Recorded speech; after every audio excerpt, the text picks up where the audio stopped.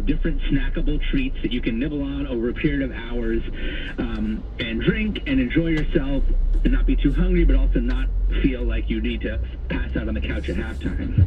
I'm speaking with Dan Pashman, host of WMIC's The Sparkful podcast, with new episodes every Monday. And of course, there's also the book from Simon & Schuster called Eat More Better. What about nacho toppings like sour cream and guacamole? How should they be served? On the side or on the dish with the nachos themselves? I mean, that's a tough one. I like them. I tend to like them on top. This kind of goes against a lot of my theories in other respects. Like, I don't like condiments on my hot dog or burger. I like them on the side. I like to dip on a per bite basis so that I can control ratios in every bite.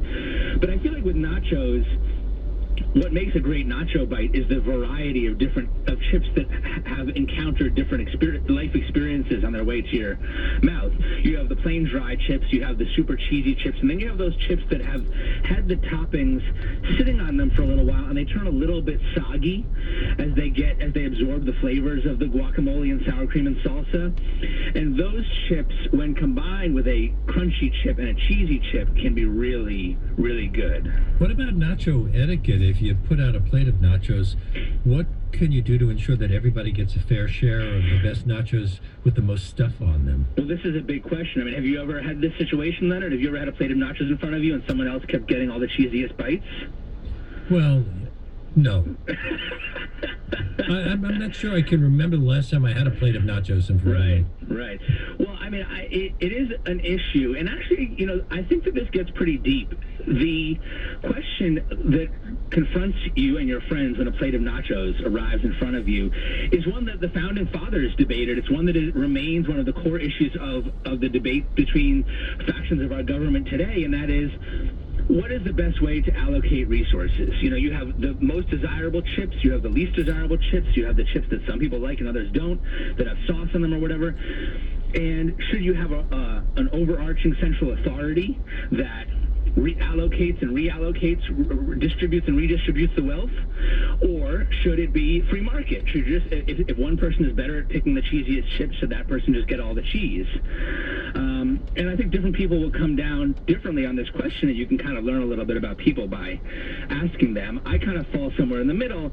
I do feel like you need to have individual liberty. People need to be able to pick the bites that they want, but you also there needs to be some kind of, we form society for a reason. There's a social contract in place here, and that's something I call the one hand, two chips rule of nacho morality, and that says that you can take one hand and grab two chips and pull it off the nacho pile, and whatever comes with those two chips is yours. But if you start sweeping all the cheese off, then big government needs to step in. Does this also apply to a bowl of party mix, like Chex Mix? How do you take that from the bowl? Should a scoop be provided, or can you just dip your hand in there and try to take the best stuff? This one's even deeper than nachos. I mean, you wrote a piece about this for Slate, didn't you? That's right. That was an excerpt from my book, and it's on Slate. And it's I wrote this whole Socratic dialogue in which Socrates and Nietzsche and Aristotle and Kant all come together over a bowl of snack mix to argue whether or not it's permissible to cherry pick specific ingredients out of a snack mix. Like, if you only eat out the peanuts and leave the rest, are you depriving other people of the intended snack mix experience, or are you just, pursuing your own version of deliciousness? And, I think Kant would argue that equal access to and distribution of snack mix ingredients is a categorical imperative.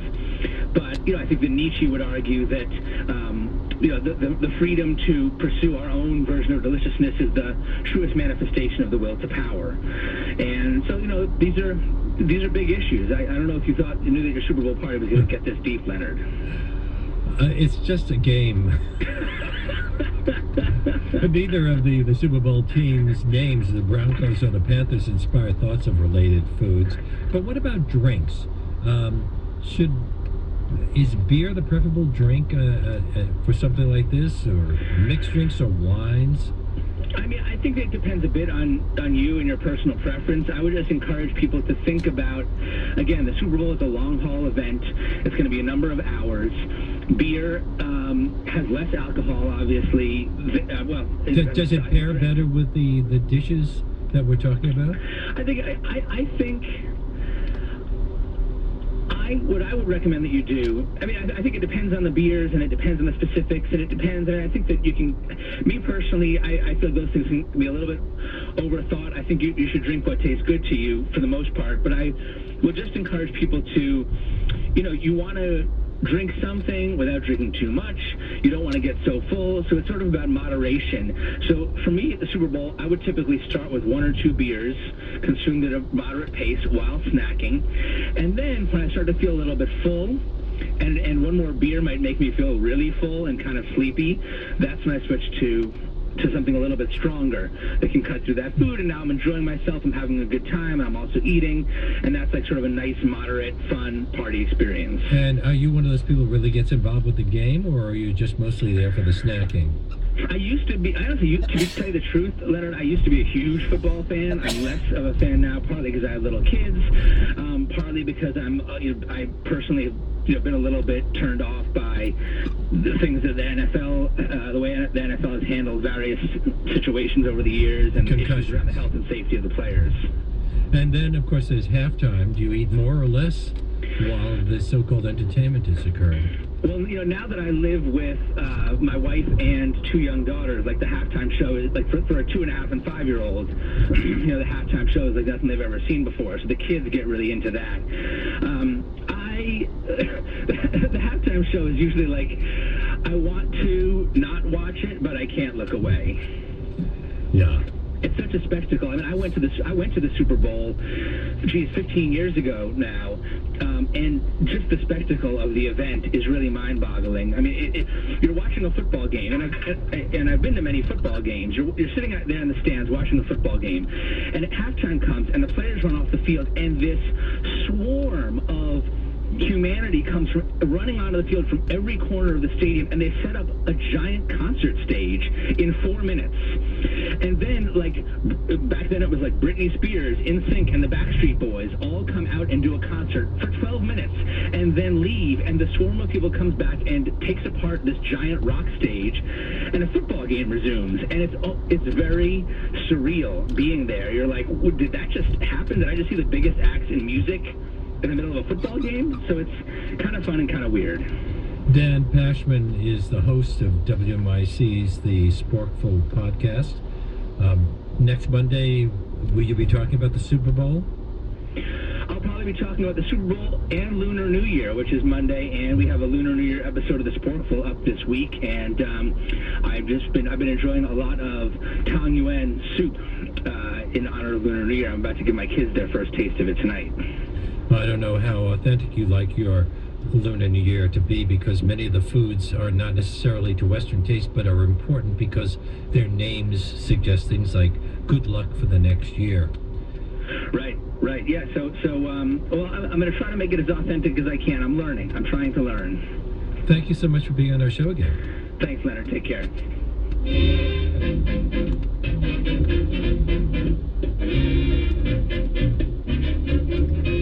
Dan Pashman will be doing a live taping of The Sporkful in WMIC's Green Space on Thursday, March 24th at 7 p.m. His guests will be Rosie Perez and Ashok Kandabalu of Das Racist. For more information and tickets, visit wmic.org/Lopate.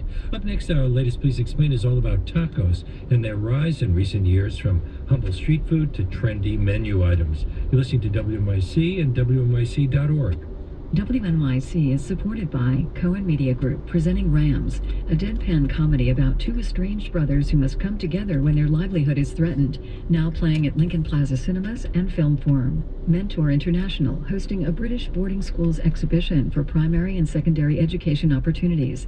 This Saturday, 12:30 p.m. at 130 East 80th Street in Manhattan. mentorinternational.us. Marks Bookkeeping, a bookkeeping firm with over 14 years of experience providing bookkeeping services to businesses, startups, and nonprofits. More at marksbookkeeping.com or 212-243-5757. Graduating from True Love to True Blue. We met in college before the trail. I guess we were both kind of already on the trail at that point, but, you know, college relationships are different than campaign relationships. A husband and wife team says I do and then vote Franken and any number of other campaign slogans, and they're still at it. Next time on The Takeaway, weekday afternoons at 3 on 93.9 FM.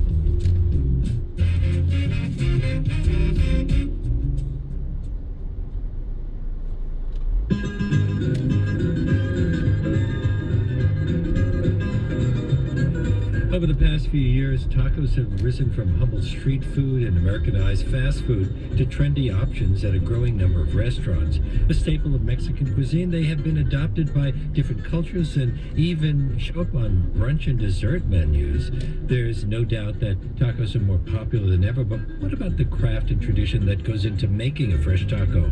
On this week's Please Explain, chef and restaurant owner Alex Stupak and food writer Jordana Rothman, authors of Tacos, Recipes and Provocations, will tell us how to make the best homemade tortillas, salsas, moles, as well as traditional and modern fillings. And we invite you, our listeners, to join in the conversation. You can give us a call at 212-433-9692.